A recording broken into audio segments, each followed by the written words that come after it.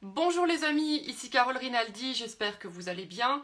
Aujourd'hui, fin d'une séance de sport et qui m'a rappelé un parallèle avec les blessures émotionnelles que j'ai eues récemment sur une randonnée à Fuerteventura.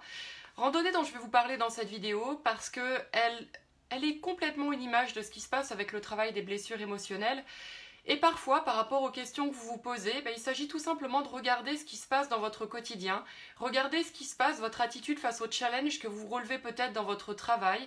Là, ça va être dans le cas du sport, mais il y en a parmi vous qui êtes sportives et sportifs. Et parfois, les réponses, les questions qu'on se pose en fait au niveau des blessures émotionnelles, on les a dans beaucoup d'images, beaucoup d'exemples similaires à notre quotidien. Donc ça va être, oui Tatiana, je suis de retour, pas pour longtemps. Voilà, je vous réserve de petites surprises très bientôt, j'en parlerai plus tard. Donc, ce que je voulais vous partager dans cette vidéo, c'est une randonnée qui s'est passée donc à Fuerteventura, qui s'appelle le pic de la Ronce, le pic de la Zarza en espagnol. Et il y a eu plein de choses avec les blessures émotionnelles durant cette expérience que j'aimerais vous partager. Donc je vais déjà dire bonjour, vite fait, à Valérie, à Joël, à Tatiana, à Cindy, yes, et à vous qui êtes en train de vous connecter pour regarder ce live. Si les lives que je fais vous plaisent, là j'ai pas encore tout à fait détaillé le sujet, mais n'hésitez pas avec les pouces, avec les likes. C'est comme ça aujourd'hui sur Facebook que les vidéos sont vues et montent dans l'algorithme, donc je compte sur vous. Alors ce que je vais vous partager aujourd'hui, c'est déjà comment s'est passée la randonnée, parce que comme vous l'avez vu, j'étais en train de monter, j'en bavais, j'ai voulu faire preuve un petit peu d'humour en vous expliquant comment j'en suis arrivée à faire cette randonnée. À la base, je vais sur TripAdvisor et je vois le message d'une personne. Je ne m'arrêterai désormais plus jamais au message d'une personne, ça c'est clair. Je vois randonnée sans grande difficulté pour des marcheurs normaux de 5 à 100 ans. Bon, je me dis, je pense que je suis une marcheuse normale, je suis plutôt même sportive. J'ai entre 5 et 100 ans, donc ça devrait bien se passer, let's go. Sauf que c'est parfois précieux de connaître les différents profils des blessures émotionnelles majoritaires parce qu'aujourd'hui, avec le retour de cette expérience où donc je suis allée au sommet de ce pic, je peux vous dire avec certitude que je pense que c'est un rigide majoritaire, une personne concernée par la blessure émotionnelle d'injustice, qui a rédigé ce commentaire. Pourquoi ? Parce que vous ne faites que ne serait-ce que 30 secondes de randonnée, et les pentes sont déjà juste comme ça. En gros, il y a 30 secondes de descente dans la randonnée et le reste du temps, voilà, vous m'avez compris. Donc, ce qui est intéressant là-dedans, c'est qu'il y a une vraie différence avec ce type de profil. Il y a une personne d'ailleurs, c'était très intéressant quand j'ai fait cette vidéo, qui m'a dit c'est peut-être juste un profil entraîné. Et je suis tout à fait d'accord avec elle, mais quel type de profil de blessure émotionnelle, franchement, entre toi et moi, s'entraîne régulièrement à monter des pics de 807 mètres ou plus? Donc je suis d'accord avec le concept, mais il y a comme ça, selon nos profils de blessures émotionnelles majoritaires, des domaines où on va mettre plus de valeur, des domaines où on va être plus persévérant. Et il est vrai que pour les rigides majoritaires, donc pour les personnes concernées par la blessure émotionnelle d'injustice, tout ce qui est dépassement, maîtrise, performance, recherche de l'excellence, va être un domaine où naturellement ils vont mettre plus de valeur.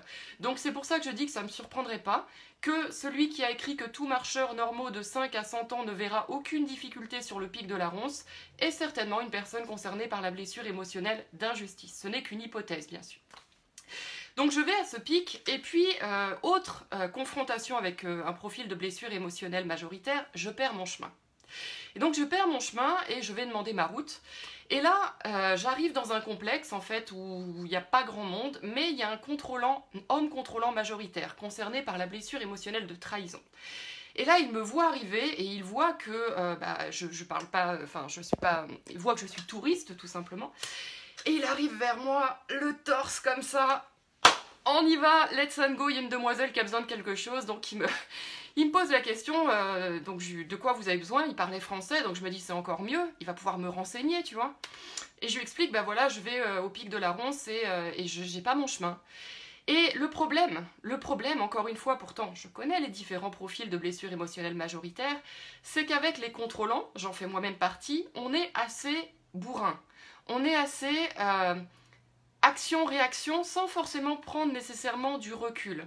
Et lui, en fait, il m'a envoyé à l'autre bout de la ville. Parce que ce qui s'est passé, c'est qu'il a entendu que j'avais besoin d'aide, il s'est mis tout de suite en avant, comme le font généralement les contrôlants qui n'ont pas nécessairement conscience de leur blessure émotionnelle, c'est un peu le rôle de sauveur. Demoiselle en détresse, j'arrive, je vais répondre à votre question, sauf qu'il n'a pas pris le temps d'entendre là où j'allais vraiment. Il a entendu que j'allais à un pic, il a cru que c'était le pic de l'île et il m'a envoyé à l'autre bout de la ville. Donc je me retrouve à l'autre bout de la ville à Morro Rabelais sur les conseils d'un homme contrôlant. Et donc je pose la question à des locaux, cette fois-ci en espagnol, qui me renseignent plus précisément que l'homme contrôlant qui m'avait parlé en français. Ça, c'est encore un autre débat. Bon, voilà, j'arrive enfin à ce pic. Et ce qui est intéressant à travers cette randonnée, c'est qu'elle était difficile. Et là, maintenant, je vais rentrer un peu plus dans le sérieux de cette vidéo. C'est, à chaque fois que je montais, en fait, ce pic, je me disais, ça fait exactement écho à ce qu'on peut rencontrer parfois avec le travail sur soi ou avec le travail des blessures émotionnelles. Il faut du courage pour le faire, parce qu'on a nos croyances limitantes qui nous maintiennent dans une certaine version de nous-mêmes, dans une certaine version de la réalité. Faut du courage pour remettre en question ça, parce que même si c'est douloureux, eh bien vous savez comme moi que malgré les profils de blessures émotionnelles majoritaires, on arrive à s'habituer à la douleur, on arrive à se dire c'est inconfortable, mais au moins je connais ça, et parfois c'est plus confortable que de s'ouvrir à l'inconnu, parce que l'inconnu ça fait peur, là pour le coup il n'y a rien que je connais, au moins la souffrance elle est peut-être inconfortable, mais j'en ai l'habitude et je m'y fais. Il y a aussi parfois une part de confort à nos blessures émotionnelles, d'expliquer nos échecs, d'expliquer ce qu'on n'accomplit pas dans notre vie, donc il faut du courage pour décider d'entreprendre une démarche sur soi. Et il faut du courage aussi parce que ça remet en question notre ego, qu'on a peut-être, c'est un questionnement sur soi-même, qu'on n'est pas parfait sur tous les points, qu'on aura des choses à apprendre toute notre vie, et c'est une démarche d'humilité aussi qui, face à notre ego qui n'est pas toujours évidente, de se dire on ne sait pas tout sur tout, et surtout on apprendra toute notre vie. Donc même quand on avancera, même quand on progressera, ce sera super, et on aura à la fois toujours des choses à apprendre, et heureusement. Je dis toujours, imaginez une vie où vous avez, pour ma part, 34 ans, et ça y est, j'ai tout bouclé, j'ai plus rien à apprendre, et puis j'attends la fin, super. Donc, je monte ce pic et je regarde le sommet. Et qu'est-ce qui se passe? Je vois le sommet et je regarde toutes les routes pour y arriver et je me dis, oh la vache. Ça part dans tous les sens, il y a des détours, ça monte, c'est difficile, je suis essoufflée, je suis rouge, je m'arrête et je me dis ça va pas assez vite. Je regarde les sentiers dans tous les sens, je me dis je vais jamais y arriver. Et il y a un moment par rapport à ça, c'est exactement ce qu'on fait quand on regarde notre objectif et souvent on voit que là où on est, on se dit ça va pas assez vite, ça avance pas comme je veux, on peut faire parfois preuve d'impatience, on regarde le sommet, on se dit franchement voilà ce que j'ai parcouru mais voilà tout ce qu'il y a encore à faire, comment je vais parvenir au bout? Dans ces moments-là, il y a quelque chose que je faisais qui me sert avec les blessures émotionnelles et que je mettais en pratique lors de cette randonnée. Ce que je faisais, c'est que je m'arrêtais. Je disais à mon mental, à mon ego, merci. Merci de ta bonne intention, mais là, tu ne m'aides pas. Donc, je mettais moi-même un terme à ce discours-là, en fait. Vous pouvez imaginer pour certaines personnes que vous baissez le volume de cette voix. Moi, ce qui marche, c'est de dire merci pour ta bonne intention, mais ça ne m'aide pas. Et ce que je faisais, c'était de recentrer mon attention sur l'instant présent. Et l'instant présent, c'était quoi? Faire un pas. Donc, quand il y avait une pente comme ça devant moi, et vous pouvez le lier à un challenge que vous rencontrez dans le quotidien, plutôt que de regarder tout ce qui restait à faire, je baissais la tête et je regardais la marche à venir, la marche à venir, la marche à venir. Et je montais, et je montais. Et à chaque fois que mon mental me disait « mais il reste tout ça à faire » parce que j'avais tendance un peu trop à oublier tout ce que j'avais parcouru ou tout simplement à accepter de m'arrêter, accepter de respirer, eh bien je me centrais sur le pas suivant. Quel est le petit pas accessible que je peux faire? Et ça, c'est des choses que je vous partage souvent avec les blessures émotionnelles pour les personnes qui ont une tendance au perfectionnisme ou à l'impatience. Quel est le petit pas accessible que je peux faire? Et oui, votre mental en soi, par moment, va vous dire « mais t'as fait que ça, c'est que ça ». Ben ouais, mais à un moment, petit pas, petit pas, petit pas, tu te retournes et tu te dis « waouh, j'ai quand même grimpé tout ça ». Donc, la deuxième clé importante, c'est ça, c'est que parfois, c'est important de s'arrêter. Il y a des fois, moi je voulais y aller trop vite, je voulais faire la randonnée en 2h30 et j'ai réalisé qu'en fait j'avais toute la journée pour le faire. Donc on a toute la vie pour apprendre sur soi et ce qui parfois servait plus mes objectifs, c'était pas toujours d'être dans l'action. Parfois ce qui servait cette randonnée pour moi, pour arriver au sommet, c'était de m'arrêter, c'était de respirer et juste regarder ce qu'il y avait de merveilleux autour de moi et de me dire waouh. Déjà d'être arrivé là et d'avoir cette vue-là et d'avoir ce résultat-là, en soi, c'est déjà super. Ce qui s'est passé ensuite, c'est que j'ai manqué d'eau. Il y a tout eu. Hein. Vous avez vu la photo de ma tête en arrivant au sommet. Je vous garantis, il y en a qui ont dit j'adore ton cynisme. Je vous dis que je suis arrivée dans cet état-là. Il n'y avait rien de cynique là-dedans, il n'y avait rien d'exagéré.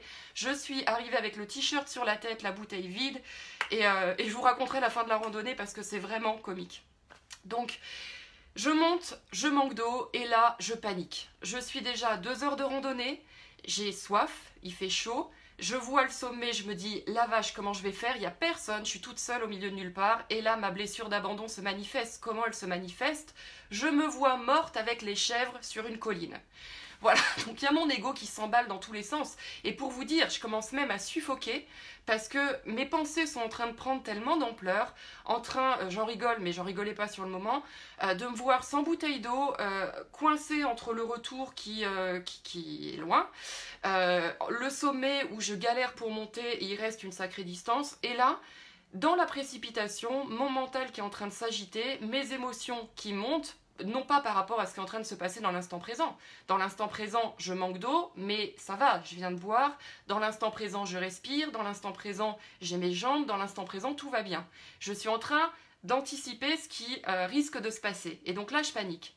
Et dans la panique, qu'est-ce que je suis tentée de faire? Dans la panique, mon cerveau me dit « Rentre, retourne, cours à ta voiture, fonce, prends la descente, tu vas mourir !» Et là, c'est pareil. Il y a un moment, ça me fait penser quand notre mental s'emballe, en fait, parce qu'on rencontre une situation réactionnelle qui nous fait flipper. Ce que j'ai appris aussi avec les blessures émotionnelles, c'est de respirer et de me poser. Donc, je respire. Je me dis, juste inspire, expire, connecte-toi à ce qui se passe maintenant. Là, merci mon mental, mais tu ne m'aides pas. Et à un moment, je réalise une chose. Je réalise que si je retourne à ma voiture, j'ai croisé personne sur le chemin et vu l'heure qu'il est, il n'y aura personne sur le retour. Et donc, je risque d'attendre un moment avant de reboire. Et je regarde au sommet et je vois qu'au sommet, en fait, il y a des gens.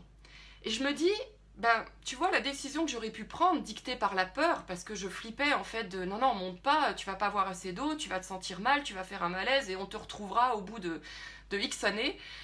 Là, j'ai réalisé qu'en me calmant, en respirant, ce qui était le plus intelligent pour moi, c'était de continuer à avancer. Et ça, c'est vraiment une clé qui est importante, c'est que parfois votre mental va vous dire le mieux pour toi, c'est de faire machine arrière parce qu'il a peur de se confronter à l'inconnu. C'est quelque chose que j'avais jamais fait dans ma vie, donc j'étais confrontée à quelque chose de nouveau. Et parfois, ça mérite d'écouter ce que dit votre mental, de le prendre en considération, mais de ne pas considérer que parce que vous avez peur, c'est la seule option possible. Parfois, ce sera plus intelligent de continuer à avancer. Et qu'est-ce que j'ai fait? J'ai continué pas accessible, après pas accessible. Je suis enfin arrivée au sommet. J'ai demandé de l'eau, il y avait des touristes qui en avaient. Je suis tombée dans les bras de la personne qui m'en a donné. Et ce qui était la belle récompense après tout ça, c'est que figurez-vous qu'au sommet, donc il y avait des Belges et des Français, et on s'est quand même retrouvés au sommet du Pico de la Zarza en train de faire du networking. Alors ça, si on m'avait dit ça dans ma vie, moi qui j'aime pas le networking, je le dis sincèrement, j'ai une autre façon de me créer mon réseau, mais si on m'avait dit qu'un jour dans ma vie, je serais au pic de la Zarza en train de parler de mes entreprises et eux de me parler des leurs et de parler de nos projets communs, ça franchement fallait le faire. Ça valait le coup de monter, jusqu'au sommet. Donc les clés que je voulais vous partager dans cette vidéo, c'est que déjà, tout ce que vous avez dans votre vie, les challenges que vous avez déjà relevés, sont pleins de clés et d'images de ce que vous pouvez appliquer quand c'est dur avec vos blessures émotionnelles. Donc ne croyez pas qu'il n'y a que nous, thérapeutes, qui avons les clés pour vous. C'est pas la réalité. D'ailleurs, je refuse de coacher les gens qui sont uniquement en dépendance de ce que moi je pourrais apporter. Il y a déjà plein de choses que vous avez relevées, des défis, dans le domaine familial, professionnel, personnel, qui sont déjà plein d'enseignements que vous pouvez mettre en pratique quand c'est pas évident avec le travail que vous faites pour vous-même. La deuxième clé, c'est quand vous êtes trop dans l'impatience, quand votre mental s'emballe et que vous vivez des émotions par rapport à ça. La première chose à faire pour moi, c'est de s'arrêter, regarder d'où vous partez, apprécier le chemin parcouru, respirer et de se dire c'est quoi le prochain pas que je fais. Et de vraiment être focus sur merci mon mental, ça ne m'aide pas ce qui est en train de se passer. Là, pour moi, la prochaine chose, c'est le pas accessible. Et je monte étape après étape à mon rythme. Si j'ai besoin de m'arrêter, je m'arrête, je regarde là où j'en suis arrivée. Et je me dis, bah, est-ce qu'il y a quelques années, j'aurais pas adoré avoir les complexités que je rencontre aujourd'hui dans mon quotidien? Peut-être que tu vois, pour donner une image, ma complexité du moment, c'était de monter le pic de la Zarza, mais je peux te dire que 5 ans en arrière, il n'y aurait jamais eu de pic de la Zarza dans ma vie, parce que j'avais pas les moyens d'aller à Fuerteventura. Donc déjà, en soi, d'être sur cette montagne, c'était une victoire pour moi. Sauf que si je regarde que là où je veux aller et que j'oublie tout le chemin que j'ai parcouru, eh bien je ne suis pas juste avec moi-même. Donc comment vous pouvez être un peu plus juste avec vous-même dans les challenges que vous traversez? C'est vraiment la question, parce qu'il n'y a pas un jour où il n'y aura plus de challenge. Il y a des challenges que vous transformerez plus rapidement, il y a des challenges du passé qui vous sembleront faciles dans l'instant présent, mais il y aura toujours des challenges à des degrés de complexité plus hauts. Et c'est ça qui fait aussi qu'on évolue, qu'on apprend et qu'on est fier de nous. Donc voilà, moi je suis fière aujourd'hui de vous partager cette aventure, parce que je suis contente et heureuse de l'avoir fait. Mais elle était belle aussi parce que c'est une vraie analogie de ce que je rencontre avec les blessures émotionnelles. C'était pas juste marcher pour marcher, c'est que je me disais à quel point t'appliques ce que t'enseignes, à quel point tu le mets en pratique et ça donne du résultat. Je peux vous garantir que si j'avais regardé le sommet, que j'avais laissé mes pensées s'embarquer de c'est sinueux, je vais pas y arriver, je vais pas assez vite, et me centrer sur je souffre, plutôt que de m'arrêter, de respirer, de me dire plutôt que de quoi tu manques, de quoi tu as besoin. Ben, j'ai peut-être juste besoin de faire une pause, j'ai peut-être juste besoin de respirer, j'ai peut-être juste besoin d'apprécier là où j'en suis jusqu'à maintenant, plutôt que d'être dans le côté dépassement de soi, contrôlant, on avance. Je fais un pas, comment je me sens? Là je suis essoufflée, j'ai le cœur qui bat, j'ai besoin de respirer. Et derrière, tu sers tes objectifs, parce que derrière tu as plus d'énergie, derrière tu t'es reconditionné mentalement, donc tu vas même plus vite pour grimper la côte qui te posait problème ou relever le challenge qui te posait problème. Voilà, j'espère que ce live vous a plu, en tout cas je vois qu'il vous a fait marrer pour certaines. C'est une très très belle aventure que je vous souhaite de faire, d'ailleurs je vous encourage à pratiquer une activité sportive, une activité qui présente un petit challenge à relever parce que c'est aussi dans ces moments-là qu'on construit pas notre résistance mentale, mais pour moi qu'on forge aussi notre caractère et qu'on se dépasse à notre niveau, bien sûr. C'est pas tout de... J'irai pas demain monter le Mont Blanc, par exemple. Je suis pas entraînée pour pouvoir le faire. Mais comme ça, de se fixer des petits challenges et où on sait que c'est pas évident, et ben ça permet aussi d'être fier de soi. Ça permet, moi, si j'avais abandonné, ben, je l'aurais fait en conscience. Je me serais dit, ok, ben, je vois que là, le plus intelligent pour moi, c'est de faire chemin arrière. Et j'aurais juste été fière de prendre la meilleure décision qui était la plus juste et la plus intelligente pour moi. Parfois, ça peut être de se dire, je suis pas prête pour l'instant. Parfois, ça peut être de se dire, je vais continuer à m'entraîner et quand je reviendrai cette fois-ci, ce sera la bonne. Donc soyez souple avec vous-même, soyez flexible, donnez-vous de l'amour en premier. Voilà ce que j'avais envie de vous partager. Cette randonnée a été belle, pas parce que je suis arrivée au sommet, cette randonnée a été belle parce que tout au long du chemin, j'ai appris à me donner de l'amour, j'ai appris à me respecter. C'est pour ça que je suis arrivée là-haut, peut-être éclatée, mais en tout cas fière de moi.